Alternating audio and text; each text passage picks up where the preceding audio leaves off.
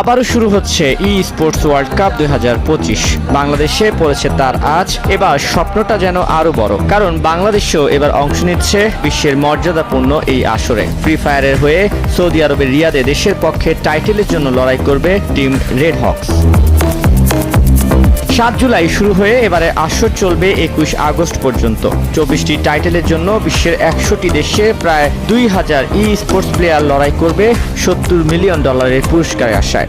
আসরে বড় চমক, ক্রিস্টিয়ানো রোনাল্ডো এই বিশ্ব তারকা ই স্পোর্টস ওয়ার্ল্ড কাপের গ্লোবাল অ্যাম্বাসেডর। সম্প্রতি দেশে অনুষ্ঠিত হয়েছে ফ্রি ফায়ার টুর্নামেন্ট FFBCর ফাইনাল, যেখানে প্রাইজ পুল ছিল 60 লাখ টাকা। চ্যাম্পিয়ন্স টিম রেড হকস জিতেছে এবার টাইটেল, সঙ্গে জিতে নিয়েছে বাংলাদেশের হয়ে সরাসরি ই স্পোর্টস ওয়ার্ল্ড কাপে অংশ নেবার সুযোগ।